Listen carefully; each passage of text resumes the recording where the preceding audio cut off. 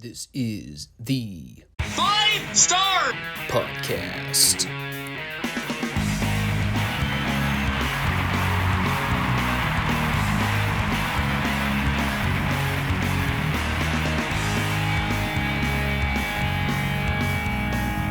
Let me talk to you.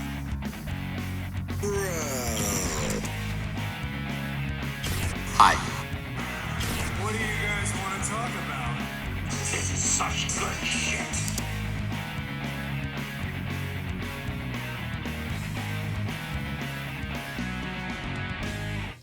Thanks, guys. Back to you.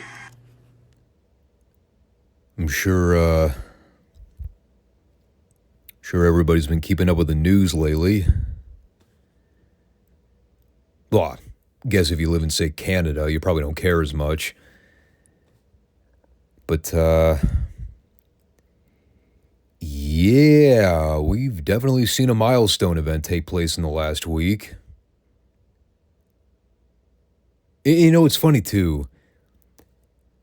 Like, I always hear politicians and all these news outlets talk about how, you know where you were when this moment happened.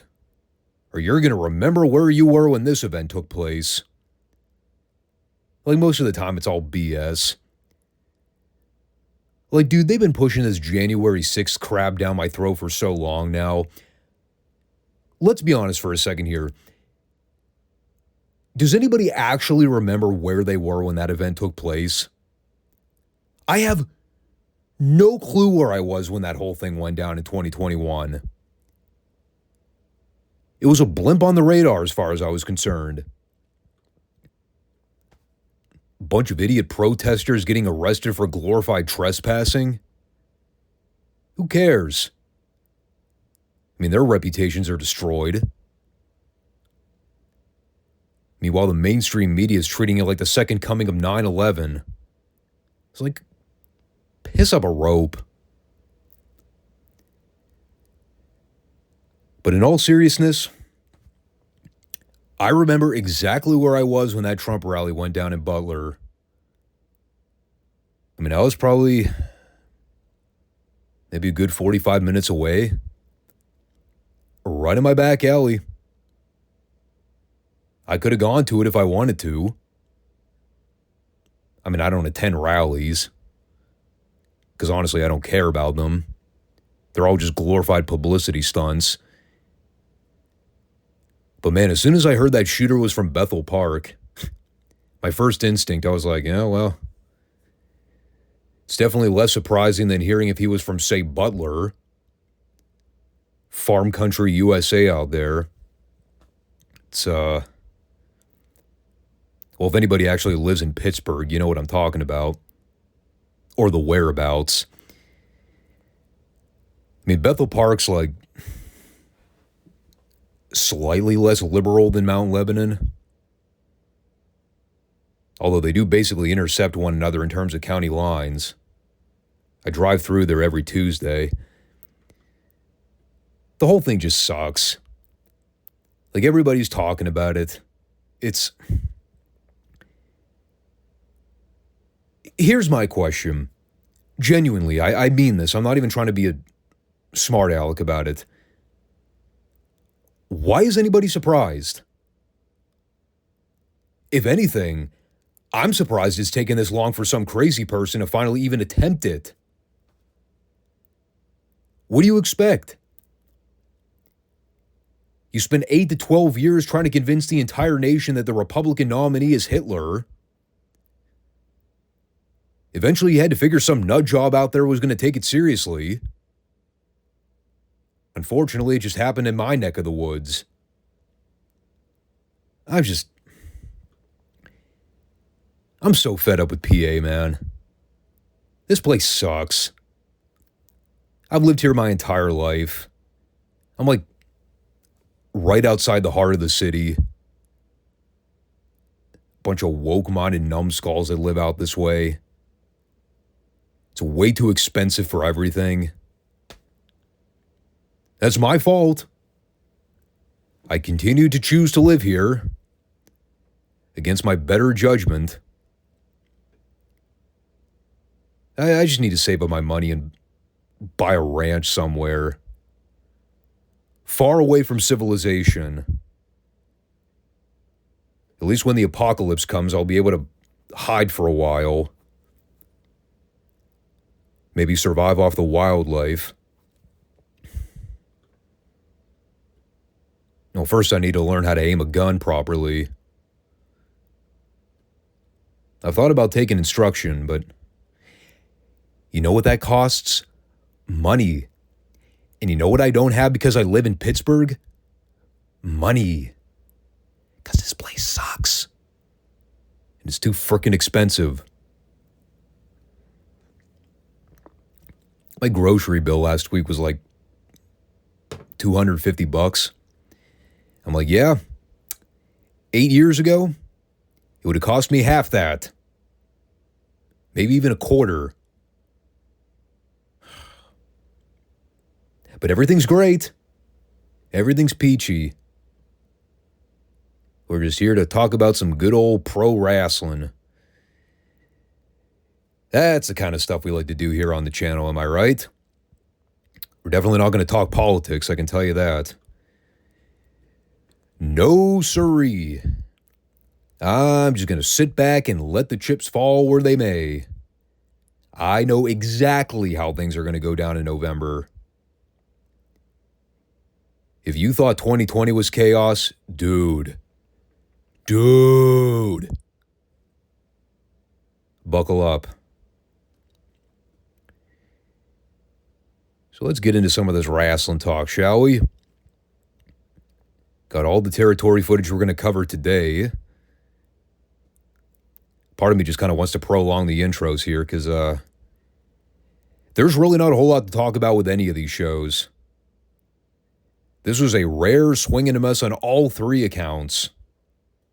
God, these shows were boring. But let's start from the top here. Crockett Television. The Fallout episode to the Baltimore pay-per-view. And, well, Ron Garvin sure has some splaining to do, doesn't he? Wonder what's going through his head right now.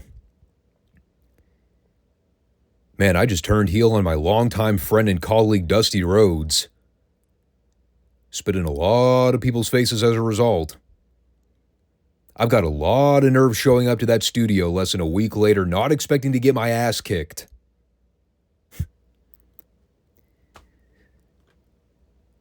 This man had balls of steel. That is what I will say.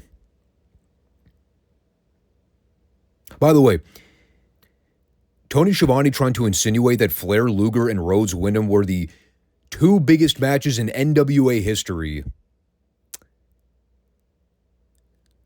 I will concur with one of those. Considering the stakes, yeah. Flair versus Luger, you can argue, was definitely one of the more important world title matches in their company history. And they fucked it up. But seriously, Dusty Rhodes versus Barry Windham for the United States title, that was one of the biggest matches in NWA history. Yeah, I'm not buying that one. But hey, in completely unrelated news, congrats to Dusty and the Road Warriors for becoming the new six-man tag team champions. Because those belts still exist. Boy, if only Dusty knew what he was in for by the end of the year. Oh, actually, he did, because he fucking booked it. So as we await to hear the fallout to the controversy of the two title matches, controversy. That's one way of putting it. Our TV opener is Sting and Dr. Death versus Dale Laperouse and the Green Hornet. That's right, people. Seth Rogen making his NWA debut here in 1988. I always knew that guy secretly had a wrestling background. Now, he certainly got himself in better shape over the years, didn't he? Jesus Christ, this guy was fat. This Green Hornet had tits in places I didn't even know human beings could grow tits. Vile. Now, in actuality, this was one of about 50 different versions of the Green Hornet we've probably seen throughout territory wrestling. I have no clue who this chump was. I have to imagine it was not Lou Bastien. Whoever it was, he sure got his ass kicked. This is so amazing. They had to have been ribbing this guy on purpose. Sting and Dr. Death are in there just beating the tar out of him. They're doing these rapid, quick back and forth tags, hitting like one power move after another. The guy's getting more and more visibly blown up the longer it goes. At one point, Dr. Death just comes in, deadlifts his fat ass into a pile driver position. And this Green Hornet fella made the mistake of letting his knees bend over Steve's shoulders. Didn't even try to stiffen his legs out to cushion the blow. So Steve drops the guy right down on top of his head. And the Green Hornet is lying there in dead man's position. Which made it even funnier when Sting tagged back in and then immediately hit him with a body slam. That's right. We went from body slams to a pile driver to another body slam. And then finally, once Dale tagged in, this Green Hornet was so gassed out, he just laid in the corner flat on his back, gasping for air. So Sting nonchalantly walks over, tries to nudge him out of the ring with his boot. And I don't believe we ever saw the Green Hornet again after that. He may as well have been deceased. So they spend another minute beating up Dale Lapperouse until Dr. Death just puts him away with the Oklahoma Stampede. God, what a tremendous squash.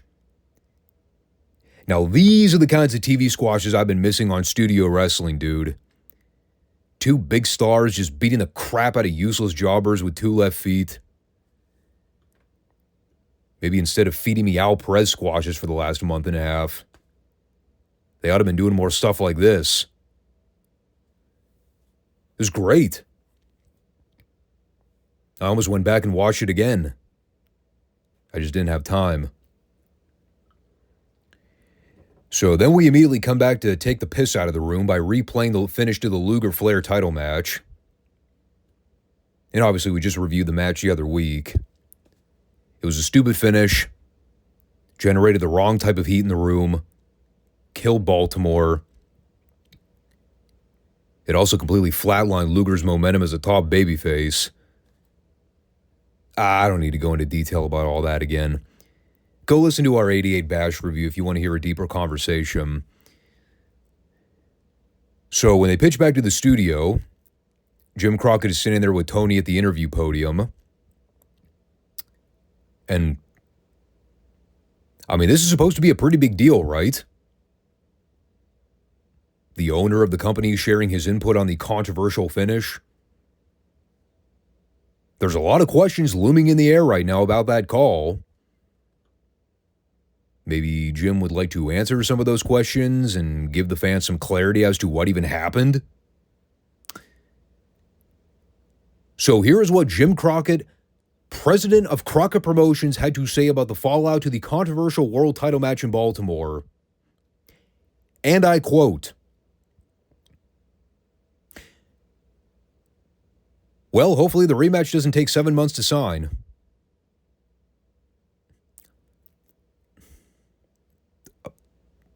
Pardon me? That was it? That's all we get? You're not even going to elaborate as to what even happened? We're just going to blow right past the state athletic commission, sticking their nose in the boys' business and making on-the-fly calls that directly impact the result of a high-stakes world heavyweight title match? No, apparently not. Apparently, Jim Crockett's comments are easily summarized with the following sentence. Oops. Oh well. Maybe next time.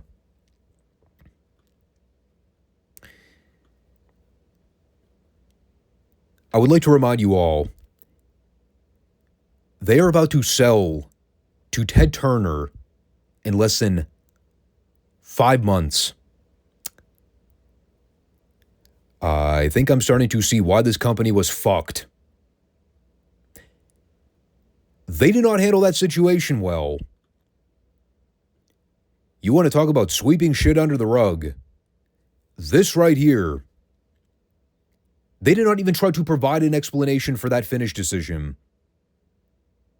If I were Luger and I was watching that on the monitor from the back, my first instinct would have been to confront Jim Crockett personally and be like, that's all you have to say about it?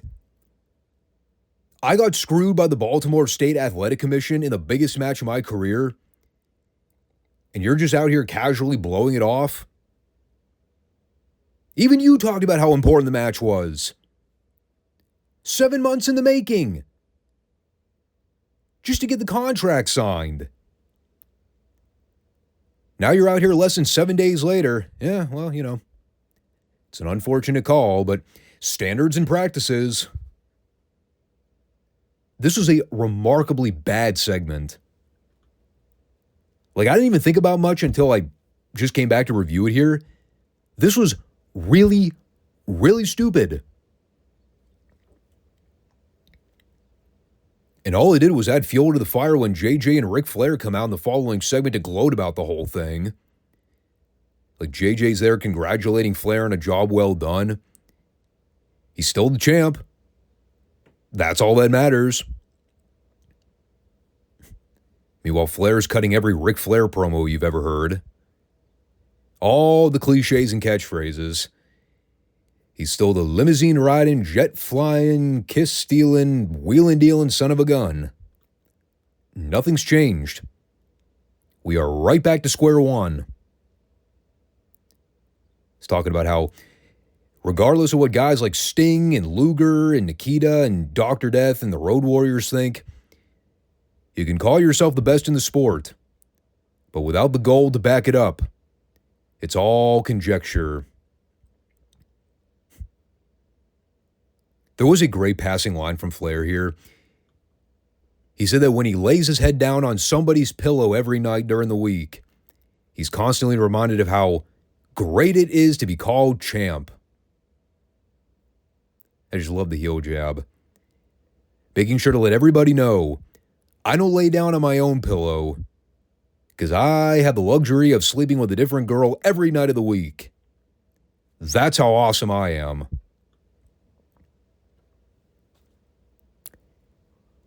We also had a great camera shot of one of the young girls in the crowd during this promo. She did not look too enthralled with hearing about Flair sleeping around with other women. In fact, she looked rather disturbed. And just to rub more salt in the wound, Flair concluded his promo by calling Luger second best, which I'm sure did wonders in keeping people optimistic about his future. Holy cow. So from there, we go back to the ring for Brad Armstrong versus Larry Stevens. God bless Brad Armstrong, man. Nothing against the guy.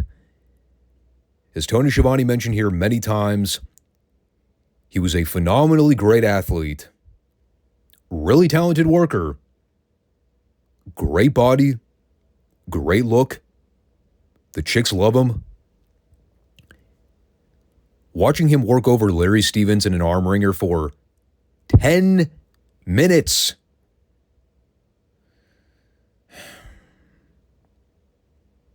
A man can only take so much. Boring match. Brad eventually went over with a Russian leg sweep. And then he attempted his best efforts at poetry with David Crockett, as David asked him to comment on the Flair-Luger title match. Yeah, that's right. David doesn't even bother to ask Brad about his future. He wants Brad's input on a match that he was not even involved with. That is when you know you are at the bottom of the totem pole. So Brad let us know that he's happy to be part of the Bash Tour. To which I immediately asked, "You are?" Boy, howdy, that's news to me. And then, completely blown up during his response, I kid you not, this is a thing that happened. He began freestyle rapping, styling and profiling. There ain't no doubt. But in my opinion, Lex Luger won that bout. And I tell you something else. BA's in the house. He's here to stay. On top in the NWA. To which David Crockett, best moment of his entire career, simply responded by going, "Okay then."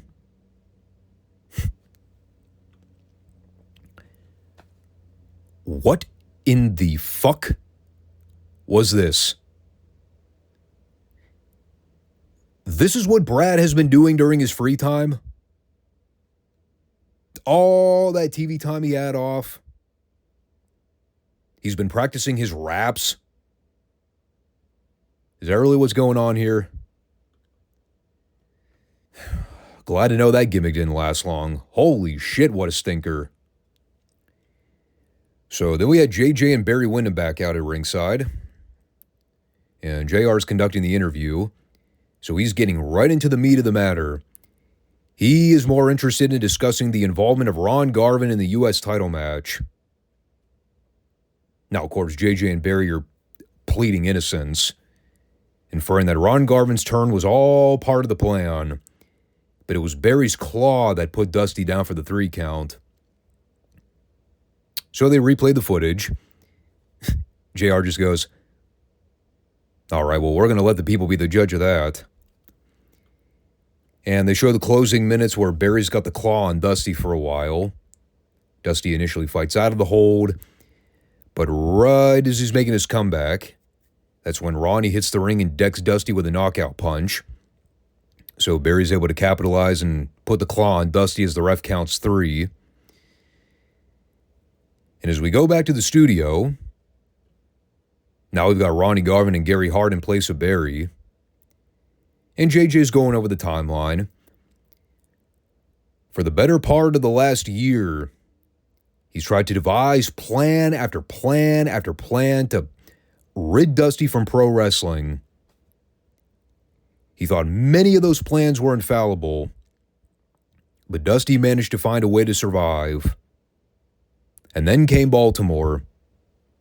JJ found the secret formula. Foolproof plan to ensure the end of the American dream once and for all. And the answer was Gary Hart and Ron Garvin all along. Sure, it cost him $50,000 just to get Ronnie to sign on board. But it was money well spent. If there's anybody on the roster that knew Dusty like the back of his hand, all the roads they traveled together over the years, it was Ron Garvin. And $50,000 was only a small price to pay, because he's rich. And then Gary spoke up, told Ronnie that the next time he and Dusty cross paths, he wants Ronnie to crack Dusty's jaw so hard he can only eat soup for the rest of his life. To which he gave Ron the platform to speak. And the only thing Ronnie had to say here was that he would do anything for money. The understatement of the decade. As clearly demonstrated in the following pre-tape when we saw Garvin rubbing the money over his chest like he just participated in a stripping contest. I believe he actually gave the case a blowjob. No, I guess he wasn't lying then. He really would do anything for money, including signing a contract with the WWF less than a month later and leaving the NWA high and dry. But I didn't say that. So from there, we go back to the ring for Dick Murdoch versus Kurt Thompson, another returning name who's been off the show for quite some time. Yeah, last time Dickie was on the Superstation, he was hanging around the Midnight Express cutting some wacky heel promos and kind of making Cornette sound like the lucid one in the group. Which I guess was only fitting that Kevin Sullivan would try to get involved here and recruit Dickie into his wacky cast of goons. Sadly, Murdoch never became a full-fledged member of the Varsity Club. Although he was apparently teaming with Sullivan to wrestle Dusty and the Sheik in Detroit. Dear God in heaven, that is a match I need to see. Does that footage exist? A Dusty Rhodes Sheik versus Kevin Sullivan Dick Murdoch tag match? Yes, please? That sounds like a hell of a fun time. You kidding?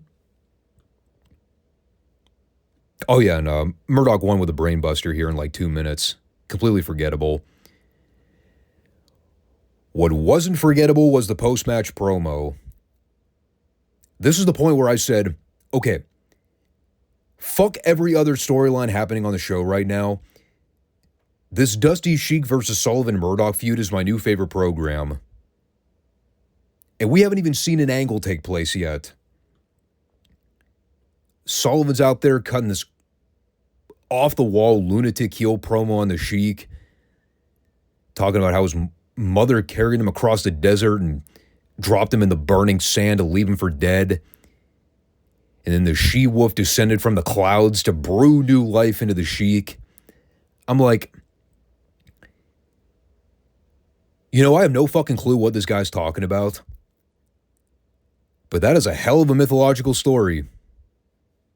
I would totally buy that the Sheik was conceived by wolves in the heart of the desert of all places. Why not? Crazier things have been said and done in wrestling before. Christ, The Undertaker shot lightning out of his ass for 5 years. And then Sullivan got into a tirade about Daytona Beach, said the blood will trickle from Daytona into Detroit. And just like the famous saying goes from, whatever famous person he quoted here, dead men don't make money. Duly noted. Might need to write that one down for future reference. And this part was great. Dickie's back there the whole time listening to this goofball scream about God knows what. So he's standing there stroking his chin. And then David goes to hold the mic up for him. So Murdoch thinks to himself, well, I definitely got to try to top that. I know. Let me rant about the Democratic Convention for 3 minutes. Starts going off on the commentators bringing up the DNC earlier, saying they should be praising the great job Ronald Reagan's done for this country in the last 8 years. Yeah. Then he starts belittling the idea that Dusty is a living legend. The fact is, he'll be teaming with a living legend in Detroit. But Dusty ain't no living legend. Dickie remembers when he brought Dusty into the sport, all the places they traveled and teamed together, right in the heart of Cobo Hall in Detroit. They won multiple World Tag Team titles there. But who was the one doing the fighting? It was Murdoch. If he had any say in it, Dusty would still be carrying Dickie's bags. And when they meet face-to-face in Detroit on July 31st, it's going to be Murdoch and Sullivan doing the tail whipping. They're going to take credit for the fighting. And it's going to be a good old-fashioned butt ticking. I know what I said. A holler and a hootenanny. God, I should have said that. Brilliant fucking television is what this was. This was a goddamn great promo. They sold this tag match in Detroit better than anything they sold in the entirety of 1988. It almost made up for that abortion of a finish that took place at the Great American Bash. I could not believe how amazing this was. I have to go see this tag match now. I might see if I could actually try to find a clip of it somewhere on YouTube. I think I talked about it on the Monday show. I'm actually not going to be doing a podcast over the next couple weeks because I'll be out of town. But I got a little bit of downtime. I am going to seek that match out. They've sold me. I don't give a fuck about Dusty versus Ron Garvin or Flair versus Luger 2. Give me Sheiky and Dusty versus Sullivan and Dickey. Sign me up for that shit. I'll pay to get a tape of that if they have it in the old archived Detroit footage somewhere. There's no way that match didn't blow the roof off the joint. Fuck. Now that I say that, I'm probably never going to find footage of it. We'll chalk it up to classified documentation. Yeah, at least we got to see Tully and Arn in action. They wrestled Tommy Angel and Trent Knight. It was arguably probably not as good as Sheik and Dusty versus Dickey and Sullivan. But it was fun for 3 minutes. It's so weird watching Tully at this point, because, like, I mean, we know he and Arn are leaving in like a month and a half. Obviously, things are pretty heated behind the scenes with him and Dusty right now. You know, we've heard the stories that Tully was sour on Dusty's booking by this point. You know, there's the whole story where somebody stooged it to Dusty and then Tully got stuck flying commercial for all the events in like the last month and a half he worked there. Just petty shit. But like, you watch Tully and Arn here, I mean, they're still going out there and wrestling like everything's fine. He's not reining it in. At least it doesn't look to be the case. I mean, he was probably fed up by this point. And, like, I don't know what the true story is and all that. I read some article years ago about how Tully was pissed off that he and Arn got saddled wrestling Nikita and Sting at the Bash in Baltimore. I think Tully was pushing for a rematch with the Road Warriors, but Dusty put the kibosh on it for whatever reason. And I think there's a rumor out there floating around that JJ got like double the payout in Baltimore than either Tully or Arn did. And that basically led to Tully giving his notice. Or at least he was on the brink of doing so. And again, like, I don't know how much of that's true or not. It's just so weird when you watch the closing months of the Horsemen here in 88. You know, Ric Flair's out there talking about how they're still on top of the mountain. They're still the be-all, end-all in the sport. Same message we were hearing for 3 years. But you realize we're less than a month and a half away from the original Four Horsemen no longer being a thing.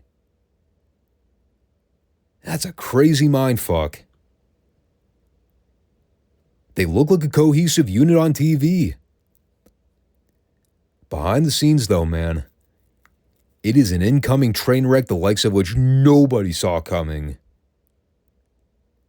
Except for everybody in financial. You know, and then Tully goes over to the podium and cuts a damn fine promo, backing up everything he's ever said about the Horsemen being at the top of the mountain. Actually echoing what a fan chanted during his promo, talk is cheap. That's all the babyfaces are. They're talk with nothing to back it up. Excuse after excuse after excuse about how they could have been the champ. They could have accomplished it. But for whatever reason, this, that, and the other thing, something got in the way. Yet here the Horsemen stand, still with all the gold, still on top of the mountain, with no clear end in sight. Except for when you guys leave the company. At which point, Arn credited Sting and Nikita for giving the Horsemen a hell of a fight in Baltimore, but the record books will always show that they still came up that short. It was a testament to how much Tully and Arn needed to improve their game in order to walk out with the gold. Sting and Nikita came in at 110%. They upped their level and came in with all the intestinal fortitude in the world. But for 30 seconds, Tully had more guts and more courage than they did. And that's why he was able to hold through the Scorpion Deathlock. What Baltimore showed is that the Horsemen don't rest on their laurels. They work day in and day out to always be just a little bit better than the peak performance of their adversaries. Which is all true. It was as I wrote here, damn fine babyface promo.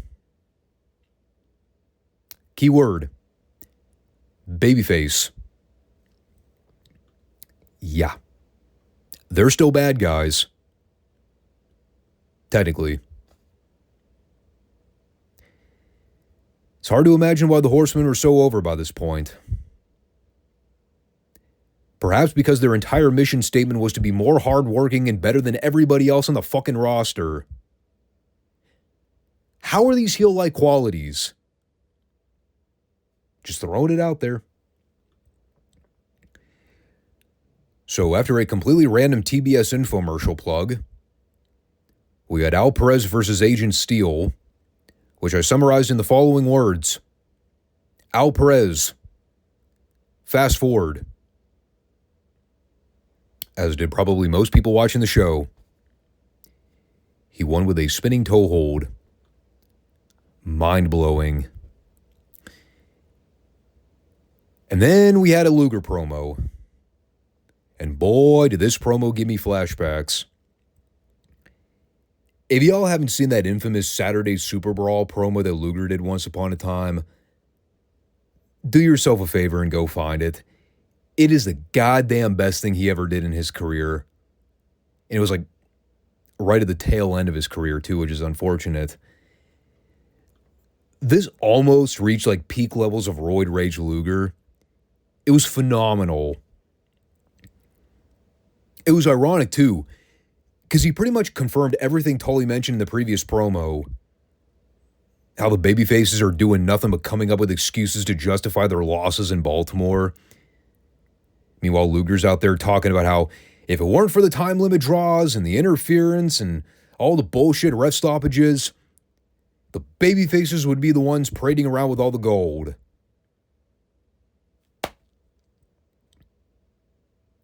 Tully's not wrong. Luger validated every one of his claims. The babyfaces are whiny, petulant assholes. Excuse after excuse after excuse. But this is awesome. Because Luger finally gets to talking about the finish of the Flair match. And he's so rattled about what happened, he cannot help but cut himself off mid-promo so he can remove his shirt and show his pecs. He's like, Flair, I had you up in the rack. And if it weren't for the referee's stoppage in the match, gah! And he immediately rips off his wife beater and continues to scream into the mic.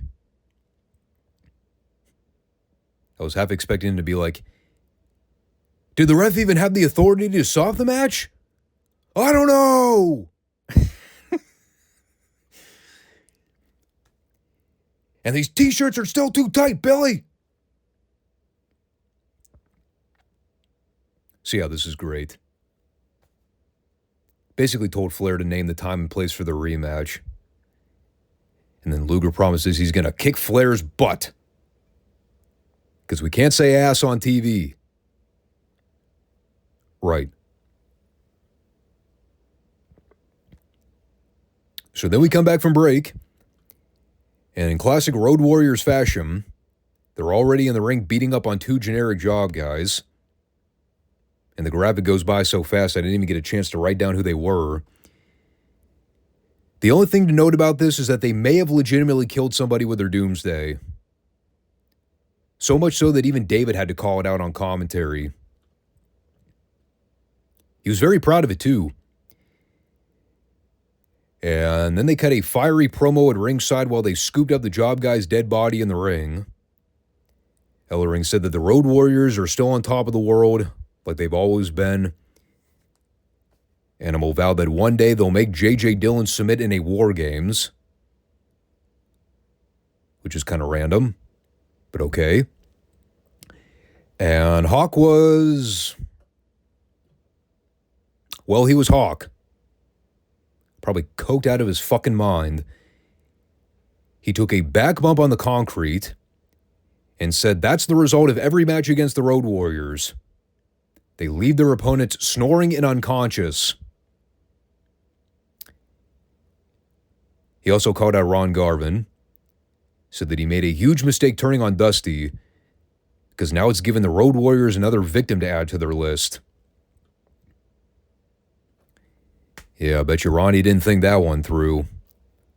He was so obsessed with the money, he forgot about the Road Warriors. And now he's got bigger problems. So then we had a fun closing 10 minutes to the program. Out comes Jim Cornette to first make fun of JR by calling him Buckethead, which JR sold great. He just goes, Buckethead? What the fuck? That's what you came up with? And then Corny introduced the Midnights, the new U.S. Tag Team Champions. Can't forget about that. He is peachy as a clam to make that announcement. And they came out to wrestle Dave Spearman and J.C. Wild. It's always fun when Stan and Bobby get stuck having to wrestle the terrible job guys that have no idea what they're doing. Like at that point, they're just finger fucking around. Not even trying to do anything outrageous. I honestly have nothing to say about the match. The Midnights went over with a double flapjack. Corny was on commentary, mostly talking about the Cobo Hall match with Sheik and Dusty against Murdoch and Sullivan. He did draw attention to the history with the Midnights and Murdoch, so that was a good touch. And then afterwards, he took a few minutes to once again put over the Midnights as the new U.S. Tag Team Champions.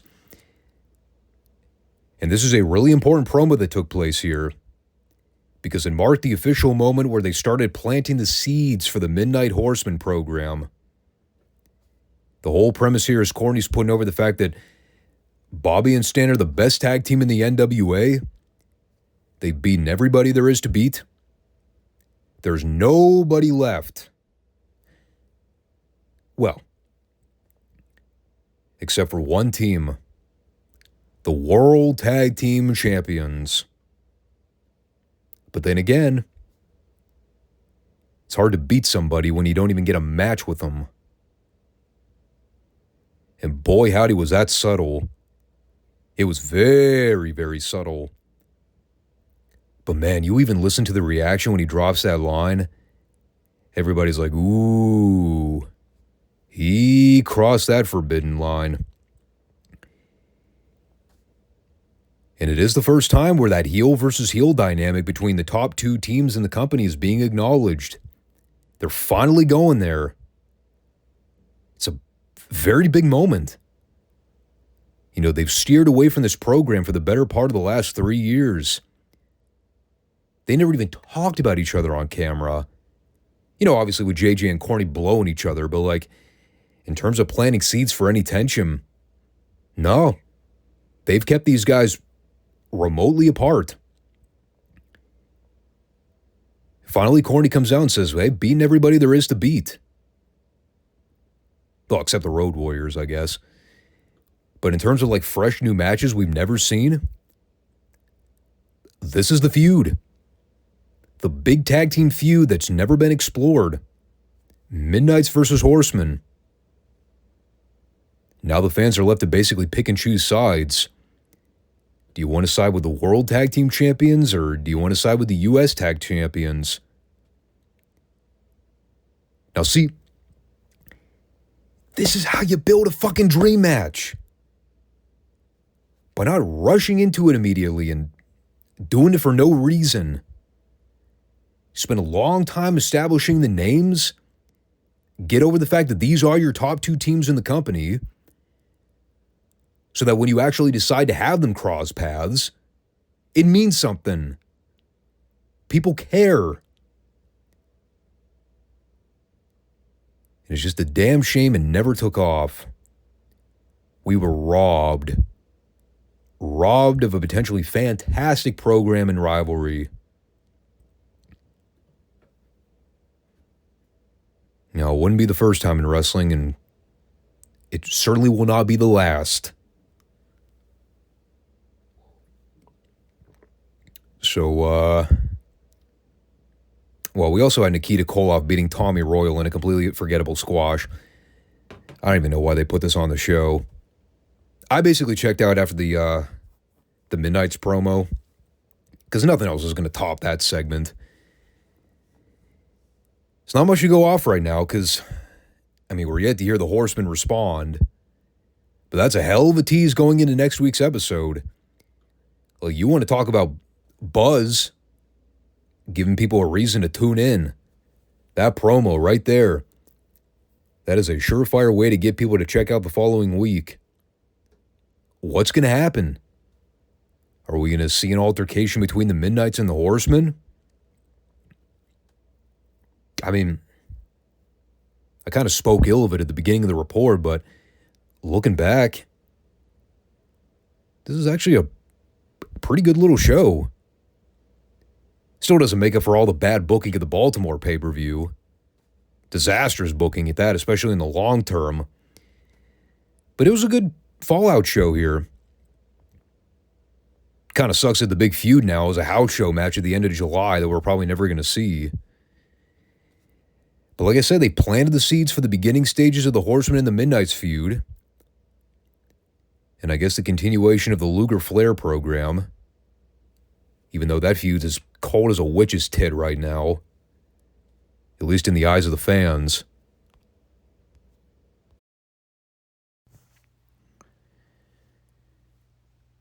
So meanwhile, down south, about 5 years prior, there was some other activity going on. It's a real interesting period right now in Mid-South. You know, just from the time we've started these reviews up until now, I mean, we've seen quite a bit of talent turnover. All the top stars like Hacksaw Duggan and JYD, Ted DiBiase, like those guys are still there. But then again, we've seen guys like Hacksaw Butch Reed come to the forefront in recent weeks. Magnum TA is starting to gain popularity. We had Dr. Death back on the show this week, who was out for football season, which is why we haven't seen him on the show. And like I always talk about how cool it is when you go back and watch old territory footage and you see how quickly guys bounced around the area. You know, it wasn't too long we had guys like Kendo Nagasaki and Kamala. Even Mr. Olympia is more of the core talent being spotlighted from week to week.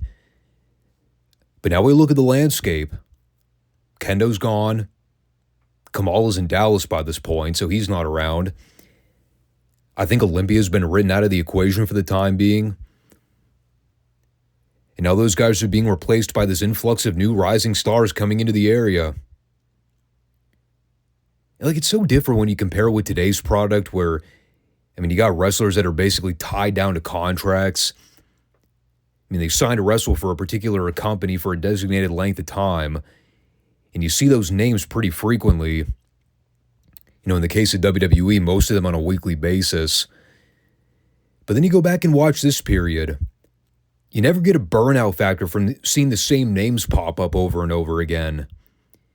Like, even if guys are around for, say, 4 to 6 months, you know, they go away for a while, they wrestle somewhere else, and then they come back fresh after the fans haven't seen them in a while, and they're actually excited to see them back. You know, just something that crossed my mind as I was looking over my notes and realizing how many new faces we've seen come in. And again, just within the last 5 or 6 months. So we opened this week with a Fairly interesting little prelim match. Arn Anderson and Big Boy Williams versus Joe Stark and Dr. Death Steve Williams. Again, I just referred to it a second ago. Dr. Death is making his return to TV after being away for football season. Do not quote me on it. I'm not a football expert. I believe it was the USFL, which I don't believe is a league that exists anymore. This was pretty common throughout Steve's run in Mid-South for the first couple years. Basically, he was still doing pro football at the same time, so he would oscillate back and forth throughout the year between pro ball and wrestling. So you'd see him show up to work a program or two in Mid-South, and then he'd be gone for like another 5 months or whatever it was. Made it kind of hard for him to gain any real ground until about 83 when his wrestling career took off, because, I mean, he wasn't getting extensive practice for his first year. Granted, he was super green. He only started training in 82, so it's not like he was immediately being pushed as a top guy. The other thing, too, you could visibly tell even going back and seeing footage of him then, he would go through cycles with his weight. Sometimes you see him pop up and he's ginormous. He's definitely packing on extra weight in the midsection. Then you'd see him like right before football season started up. He'd be significantly leaner. Like he was obviously cutting weight for training. Here, he was noticeably larger. I mean, he had some love handle action going on there in the stomach region. It's probably a good reason they stuck him in a tag match here. This whole thing was just epically train wreck awesome. Okay, so Steve's on the apron for like 90% of the thing. Just watching Stark get the crap beaten out of him by the heels. And the moment Steve tags in, he's an unhinged house of fire. He's just barreling over dudes with these football tackles. I mean, the guy barely knew a headlock from a body slam at this point, so he's just like, I'm going to stick to what I know. I know how to level people and run them over with tackles. So that is going to be my entire offense until my finish. Didn't matter where a guy was positioned in the ring. If Steve was looking at him, football tackle. He also shifted the ring like 8 inches, giving guys shoulder blocks in the corner. That did not go unnoticed. Ultimately, he pinned Williams with a sloppy Oklahoma Stampede. I wrote down, wonderfully sloppy, fun return for Dr. Death. It went about as well as you could expect for a guy that was out of the ring for almost half a year, meaning that it was horrible, but he could tell the guy had something. It was just a matter of time before he blew up in popularity. He had the intensity, he had the look, he had the presence. Did not have the mic skills, as we came to learn in Crockett Promotions years later. But he was a puppy with big paws. So then we immediately cut to some Dallas footage of the Sportatorium where we saw Kamala beating up 2 job guys. This was also gloriously horrible, mainly in that you had 2 fat, out-of-shape jobbers who are not athletes in the slightest, going up against a wild, crazy Ugandan animal who was also not an athlete in the slightest, where his only form of offense consisted of shitty chops and belly pats. Surprise, surprise. It was not a technical masterpiece. But it's like watching a head-on collision. You want to look away so bad, but you can't help but watch because it's mesmerizing to witness. I need to see if I can dig up that review and hear my commentary back on this match. I had to have reviewed it at some point. I mean, we did the entire 1983 library of world-class television. I know it's archived on the channel somewhere here. Probably didn't give it much thought at the time because, well, see what I just mentioned a minute ago. It was not a breathtaking handicap match. So, continuing along in the land of the Giants, we had King Kong Bundy smashing over Art Cruz in about 90 seconds. My notes consist literally of the following bullet points: Bundy chops, Bundy strikes, avalanche slam. That was pretty much the entire match. Plus Bill Watts mentioning something about the history of big men in wrestling when he was at his peak. Back when cruiserweights were billed at 250 pounds. Oh, the glory days of wrestling. So then we had the single greatest massacre in the history of wrestling. The palm slap heard around the world. I don't know what the hell kind of death wish Rip Rogers was trying to impose, but this man clearly did not have the will to live anymore. The match is Rip and Boris Zurkov against Magnum TA and Hacksaw Duggan. Before the bell even rings, Rip walks directly up to Hacksaw, slaps him right across the face, not once, but twice. Hacksaw completely no-sells it as the announcers are creaming themselves over the ensuing murder that's about to take place. And you'll be shocked to hear, this did not sit well with Duggan. He goozles Rip by the neck, lifts him straight up in the air in a hangman's chokeslam position, with very minimal effort, I should add. At which point the match breaks out into a good old-fashioned Pier 6. Actually, Bill Watts summed it up perfectly here. Rip Rogers clearly trying to make a name for himself. Unfortunately for him, it might be in the form of an obituary. Word up. I also like Boyd's line here when he said, Rip may wrestle another 20 years, but he'll be sure never to slap Duggan again. I think he learned his lesson. We can confirm, Rip never disrespected Hacksaw Duggan after this incident. But that was basically the entire story of the match. Beyond the heels getting to work over Magnum TA for a few minutes, Rip wanted nothing to do with Hacksaw. And when Hacksaw finally got his hands on him, Rip was savagely beaten. And the end result was Duggan pinning him with a spear. I was expecting maniacal castration, but I guess Duggan had some sympathy for Rip here. So that was a pretty awesome segment. Do not piss Hacksaw Duggan off. He does not take too kindly to being slapped in the face. And all that did was add fuel to the fire for the next segment. We were originally supposed to get DiBiase against Johnny Rich.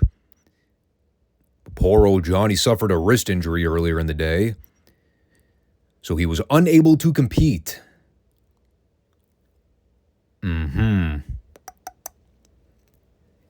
A likely story.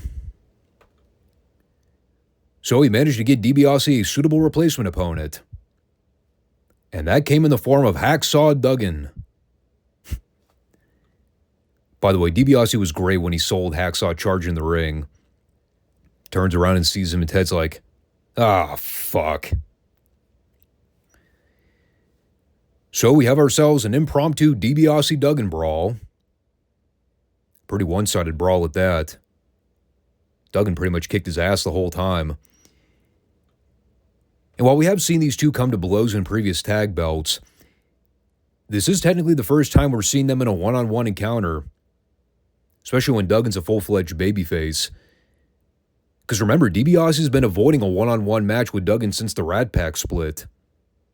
He made it clear that he wanted nothing to do with Duggan. Now, those chickens finally came home to roost. And while they're going at it, Bundy eventually hits the ring with a gimmick cast, levels Duggan across the head. So that gives the heels a temporary numbers advantage while they wait for the babyfaces to empty out from the back and make the save. The big names that came to Duggan's aid here were Magnum and JYD. Johnny Rich, I think, was out there too. And, it was a pretty simple little angle to move the story forward. Another case where we see Dog and Duggan on the same page, despite their checkered past. I will say, though, seeing the Dog run out in street clothes here, God, the more you can tell that guy's really slacking off at the gym. That gut is becoming more and more noticeable as the months go by. He just doesn't have any body definition at this point. He's got massive arms, but there's no taper to him. And he did not look that way in 82. Go back and watch some of those later clips in 1982. He looked like a considerably good athlete. But, here in mid-83, he's not looking too good. Sometimes when he's wearing the ring trunks, he can hide it a little better. Not when he's wearing jeans, though. That shit is plain as day. That beer gut was drooping over his belt line. Up next was Hacksaw, Butch Reed, and George Weingroff. I did have to point this out because I thought it was funny. Later on during the match, Watts brought up how the Mid-South fans were sending in mail, showing appreciation that Mid-South actually gives them main event TV matches every week. And, Watts is drawing comparisons to places like Georgia and New York, even some of the southwestern regions where they would typically pair a top guy against a prelim guy. But, Mid-South is out there giving the people these top matches with top guys every week on television. Literally, as we're watching a match where a top guy is wrestling a prelim guy. Hell of a time to bring up that conversation. So aside from the early mind game stuff where Weingroff was outsmarting Reed using some technical spots, Reed basically dominated here. It was definitely the epithet of an extended squash. Now, I want to exaggerate when I say a match felt like it went 6 years. I seriously think this match may have gone 6 years. In fact, it might still be going on as we speak. Holy shit.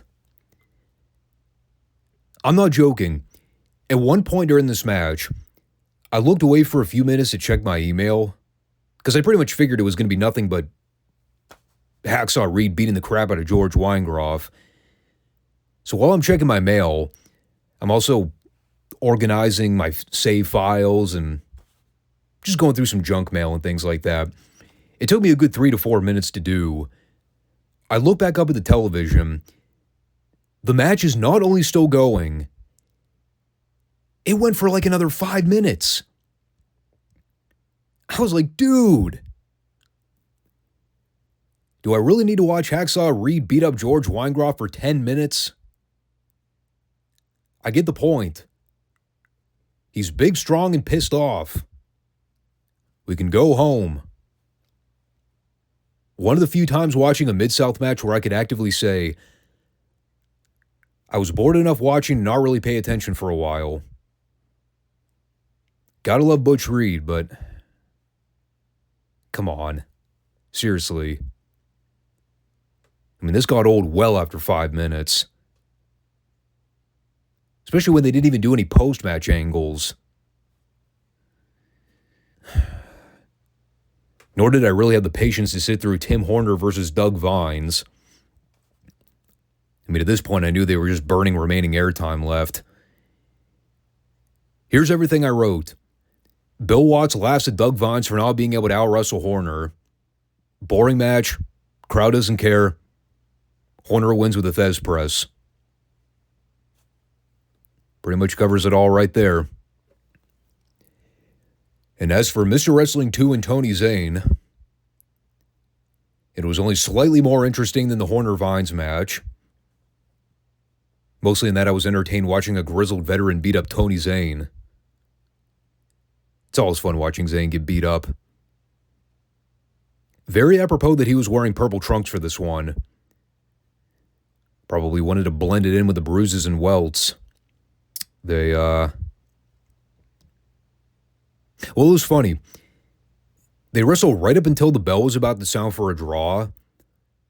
2 hit Zane with a knee lift. Goes for the cover.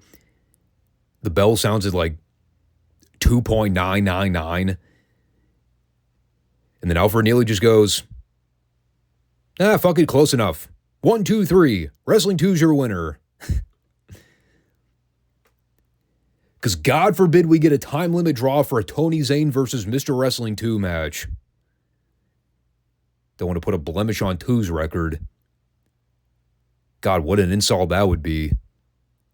What do you mean 2 couldn't beat Tony Zane in 90 seconds? The fuck's going on here? I don't know. Definitely an episode of Mid-South that I would recommend not putting much effort in watching.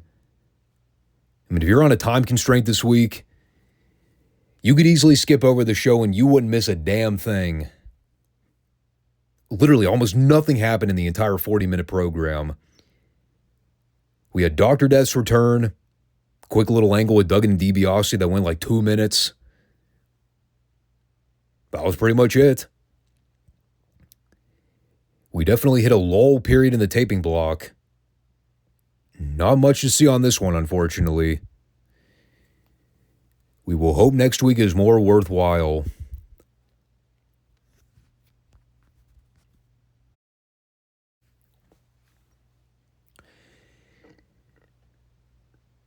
So, as it pertains to World Class, well, first off, I think we need to establish the obvious question. What the hell was going on with their camera equipment this week? Did they film this entire episode from a phone booth? Production looked awful. I mean, the entire show, they had a blurry, grainy resolution with this black bar that ran across the top of the screen. God, it looked like I was watching 83 footage back on a replay. Because I remember the first couple years of those World Class reviews. The resolution back then was not up to snuff. Also didn't really help that the show was mostly skippable. Outside maybe 1 or 2 small things. But that holds true for a lot of these World Class episodes, doesn't it? A lot of skippable material and things that you just really don't have much to say after you watch it the first go around.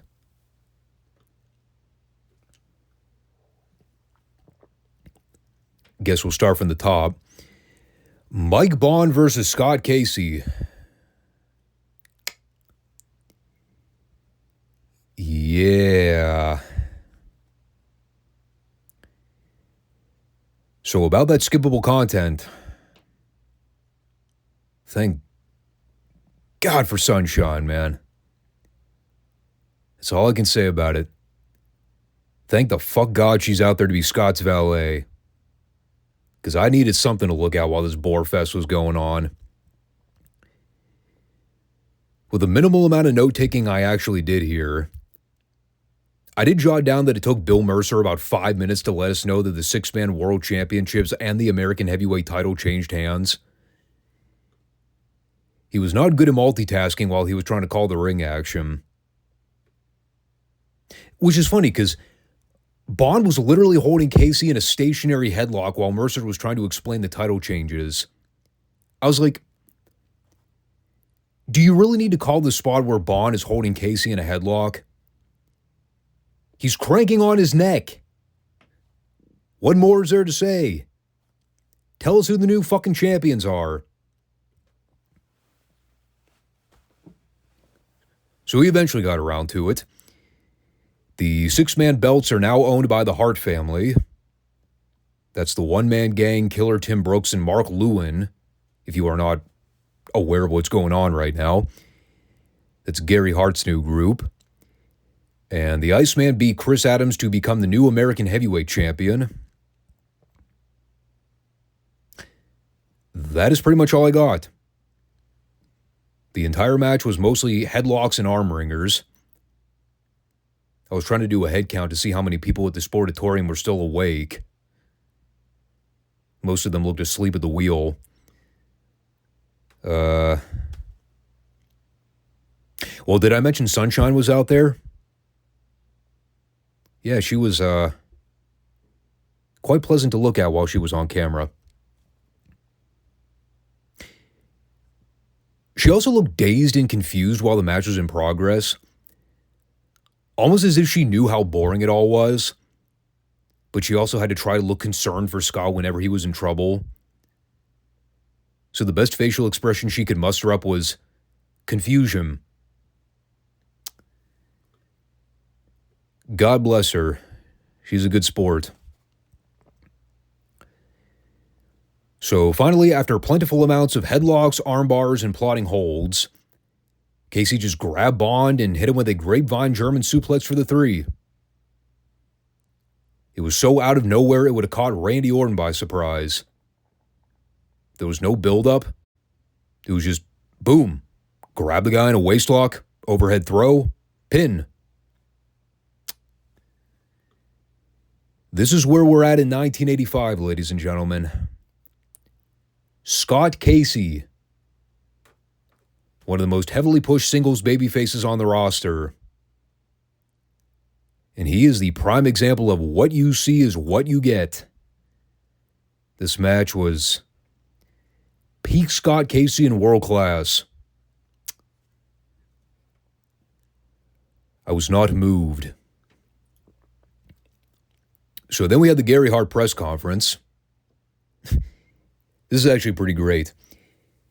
The entire premise for him hosting the press conference was so he could literally rub it in Fritz's face to tell him that the goal was to take away the 6-man tag championships from the Von Erichs and make Fritz regret the day he shaved his head at Texas Stadium. Well, mission complete. That was legitimately the entire thing. It was a 90-second press conference. They had the camera crew, the microphones, the conference table, the belts. Gave him the whole rigmarole here. 90 seconds. I've never heard of such a thing. God. If only politicians knew how to give 90-second press conferences. And by that same token, now that we've established Gary Hart's team are the new champs, we had Bill Mercer trying to reach out to Kevin Von Erich at the airport in Dallas to get his comments. And I do mean at the airport. Bill Mercer's just casually strolling across the ground stop like it's nothing. Just trying to catch an interview with this pro wrestler over here while planes are flying off in the background. This would so not fly post 9/11. And boy, I hope they paid Mercer trans for this, because, God, this interview sucked. He goes up to Kevin. He asks for input on the situation. Kevin's just like, yeah, we want a rematch, Bill. That was the entire thing. He's like, we're not happy about it. We want another title shot. I hope it's soon. I gotta go, Bill. And yes, he actually said, I have to go, Bill. Well, he had to go take a piss or something. And then Mercer's there to just awkwardly stand there with the camera guy. Well, I'm glad they kept that in. That was a real doozy of an interview segment there, Bill. Hope we can do it again sometime. I told you, there's literally nothing that happens on any of these shows. You think I'm kidding? Go watch the interview for yourself. Pretty sure they upload these things to YouTube. You can find them free of charge. Tell me that there's anything I missed in that entire interview. I promise you there's not. So that brought us to the quote-unquote noteworthy or newsworthy portion of the program. It is our very first look at Mark Lewin in action at the Sportatorium. And, well, he definitely fits in Gary's group. That I can tell you. He wrestled... It's the other Mike whose name I can never remember. I think it's Mike Reed.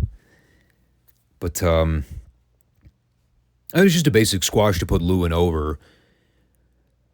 Really wasn't much to the action aside from whatever in the hell you would call his unorthodox offense. And it's weird, too, because, like, he just looks like a normal guy. There's nothing out of sorts with him. It's not like the missing link where he just visually looks off-putting. Nah, he's just like a normal, average guy named Mark Lewin. The only bizarre thing is that he had a weird twitch or tick that he would make when he would grunt.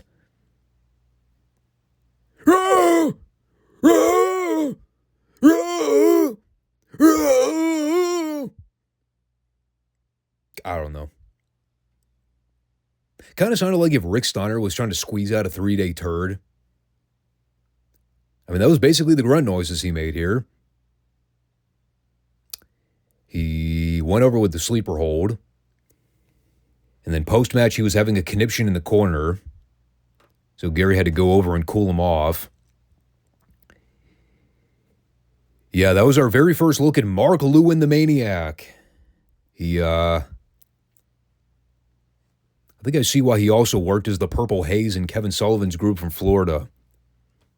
Because if you're looking for a wild, crazy guy that makes weird noises and looks like he's one fry short of a Happy Meal, pair them up with either Gary Hart or Kevin Sullivan. They will blend right in, baby. So following that, we had more Star Wars footage from Fort Worth. It was time for the Chicago Street Fight. Or whatever they called it here. Chicago Death Match. Well, it's Kerry Von Erich versus the One Man Gang. Where a gang was introduced here at almost 500 pounds. Almost. Not quite. So yes, Kerry did in fact have to pull double duty on the Star Wars card. And since we were working under territorial rules of deathmatch stipulations, this was actually a true death match. A glorified last man standing by today's comparisons. It was also probably the most plain middle-of-the-road death match you will ever see. It went approximately 5 minutes and some change. There was no blood, no violence, nothing to really indicate it was a death match, except for a name only. Gang just kind of overpowered Kerry for a while.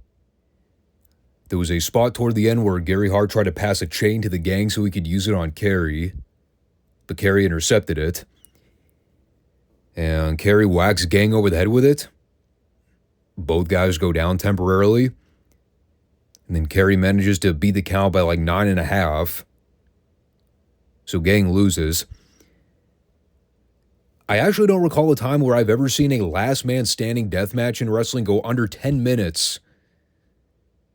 This was, I mean, to be honest, I don't even know why they bother with the stipulation. I know Kerry and the Gang have been feuding for a while. It is a grudge match to some degree. But what a popcorn fart of a payoff. Was it like a 5-minute brawl where Kerry gets his ass kicked for most of it? Only to win after one chain shot the Gang? I mean, maybe it's just because we've seen guys survive flaming table bumps in 2024, so I'm jaded by nature. But this was just kind of a nothing burger of a match. The crowd still went crazy when Kerry won. As I always say, dude, these fans did not give a fuck how good or bad a match was. As long as the Von Erichs got their hand raised by the end of it, they were peachy as clams. And then for our world-class main event, it's Chris Adams and Kevin Von Erich. The heated rivalry reignited. Never any love lost between these two individuals. It was during the early stages in the match here where we were informed that someone had finally targeted Gino's car, which would have been in Fort Worth after the Star Wars event. And allegedly the heels were blaming, of all people, Bruiser Brody. I was like, Bruiser Brody? When in the fuck was the last time we even saw Bruiser Brody in World Class? How do they draw that conclusion? I mean, apparently the Von Erichs were claiming Brody was still in Japan during that event. So, somebody's obviously trying to pull a ruse here. You know, it's funny how I was making a comment on the Kerry Gang street fight not having any use of blood. Meanwhile, this was the match where guys actually got juice. Adams had a nice gusher coming right out the front of his forehead. It was, I mean, hell, this was more of a Chicago Street Fighter death match than the Kerry Gang one in Fort Worth. They brawled outside on the floor, tried to get chairs involved at one point. I mean, Bronco was giving him a lot of leeway, at least up until the finish. He was perfectly fine with all the illegal punches and blows. Both guys trying to bring in chairs at one point. But when Kevin went out and grabbed the camera wire and tried to wrap it around Chris's neck, that's when Bronco had to put his foot down. Well, hey, at least sanity prevailed in the end. It was, it was definitely a fun little exchange. I think we've about run the course dry with these Kevin Von Erich, Chris Adams singles matches. I mean, we've already seen like 9 of them in just the last several months. I mean, this one was just a straight match. So the DQ finish was inevitable once Kevin brought in the cord. And of course, they fought a little bit afterwards so Kevin could get a bit of redemption. Or at least get the last laugh. But yeah, they definitely went to town on each other here. I didn't really catch what opened up Chris's forehead. Aside from the blade, obviously. But, there wasn't any real spot that led up to it. He was just bleeding at one point. I was like, oh, okay, well, that's a thing now. It's always weird when you see the heels gigging on purpose when the baby faces aren't. Which tells me it might have been fortuitous juice. But, yeah, the mystery of Gino's destroyed car is still a thing. Maybe we'll soon confirm whether or not it was Bruiser Brody all along. The plot thickens. Got to break out that camera footage. But yeah, kind of rounds out this one here with World Class. Again, it's just, like I talked about at the beginning of the report, these shows are largely missable. Couple things to catch up on from week to week, but really they're not shows that you need to watch religiously, because even this one here, this should be the peak performance where they're showing all the Star Wars footage, and I mean they're only dishing out one clip a week, which is very odd, because the formula they usually follow is they'll show 3 or 4 matches, and again they'll have to break it up over a series of at least 2 or 3 weeks because the card have probably 8 or 9 matches on them. But this week it was just the match with Kerry and the one-man gang. Last week it was the tag match with Chris and Gino against Kevin and Kerry. That was a good match, but the rest of it was just standard Sportatorium footage. So I don't know what's going on. They might be changing course a little bit with how they're spotlighting the Star Wars tapes. Who knows? But yeah, these shows are just really slacking. I mean, there's stuff happening, but God, is it so laborious at times. Like, even when you get stuff like what we had this week where guys are cutting promos and doing press conference interviews, there's just nothing to say about it. I mean, you can write down the dialogue verbatim, but what's to report on? Gary Hart confirmed that his men are the new six-man tag team champions. The Von Erichs won a rematch. Cool. Let me know when a big angle takes place. I might talk about it more in depth. In any case, you know, I might as well do this now because I might forget to do it on Monday. So next Friday and the following week after that, I'm not planning on doing podcast shows for either of those weeks. I'll give you a Monday show because we obviously have to talk about WWF in your house. But next Friday and the following Monday and Friday, I will not be doing podcasts.